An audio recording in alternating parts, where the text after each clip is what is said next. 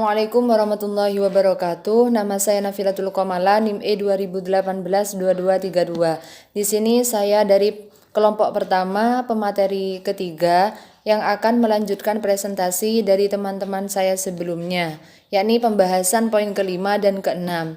Poin kelima di sini membahas tentang orientasi perusahaan terhadap pasar, dan poin keenam membahas tentang tugas manajemen pemasaran. Langsung saja, saya akan membahas beberapa poin yang ada di orientasi perusahaan terhadap pasar. Yang pertama, yakni konsep produksi, di mana konsep ini menyatakan bahwa konsumen lebih menyukai produk yang tersedia dalam jumlah banyak dan tidak mahal.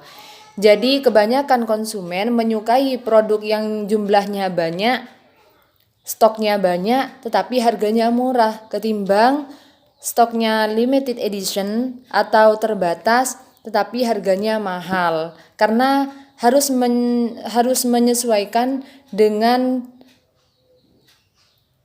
keuntungan yang didapat. Yang kedua, konsep produk, di mana konsep produk berpendapat bahwa konsumen menyukai produk yang menawarkan kualitas, kinerja, atau fitur inovatif terbaik. Nah, jelas karena konsep produk di sini mungkin lebih banyak mayoritas masyarakat atau konsumen sangat menyukai kualitas produk yang baik, kinerja, atau fitur-fitur yang terbaik yang akan diberikan kepada konsumen. Selanjutnya, poin ketiga, konsep penjualan, di mana konsep penjualan diperhatikan paling agresif untuk barang-barang yang tidak dicari, yaitu barang-barang yang biasanya tidak terpikirkan untuk diproduksi.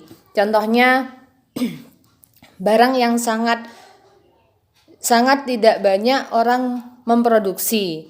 Seperti makanan kan sudah banyak memang masyarakat yang memproduksi makanan, tetapi ini barang-barang yang sangat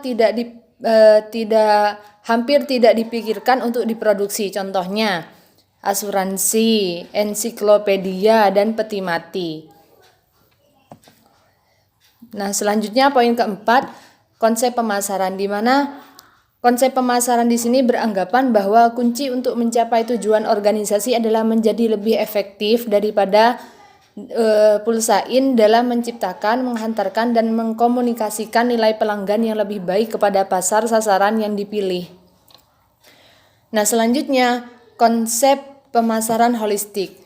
Nah, tidak diragukan lagi, tren dan kekuatan yang menentukan abad ke-21 ini juga mengarahkan perusahaan-perusahaan bisnis pada selengkalangannya kepercayaan dan praktik baru. Para pembesar terbaik masa kini memahami kebutuhan untuk memiliki pendekatan yang lebih lengkap dan kohesi yang melampaui penerapan tradisional daripada konsep pemasaran.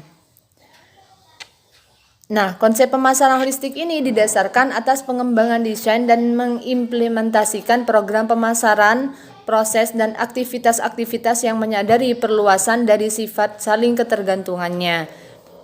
Jadi, konsep pemasaran di sini konsep yang pengembangan desain dan mengimplementasikan program pemasarannya.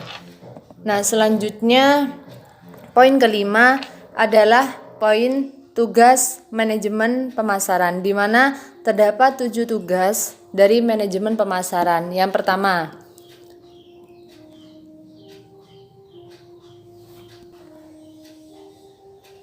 sebelumnya maaf, di sini ada 6 tugas dari manajemen pemasaran. Yang pertama, mempelajari kebutuhan dan keinginan konsumen.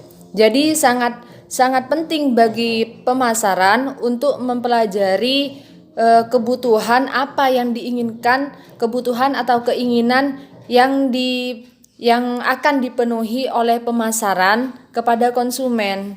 Jadi itu poin pertama atau tugas pertama dari manajemen pemasaran. Yang kedua, mengembangkan konsep produk atau barang untuk kebutuhan dan kepuasan konsumen atau pasar.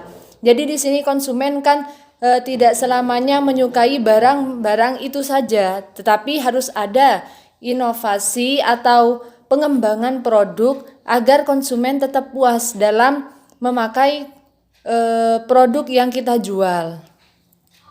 Nah, yang ketiga membuat desain produk dan mengembangkan pembungkusan ataupun merek. Nah, ini juga salah satu inovasi dari suatu produk. Jadi pengembangan, jadi desain produk, pembungkusan atau merek itu juga mendukung kepuasan konsumen dan minat konsumen untuk membeli suatu produk yang diproduksi. Yang selanjutnya adalah mengatur distribusi dan memeriksa penjualan. Nah, di sini juga diembat tugas dari manajemen pemasaran, yakni mengatur distribusi dan memeriksa penjualan. Nah, stabil atau tidaknya penjualan di sini tugas dari manajemen pemasaran.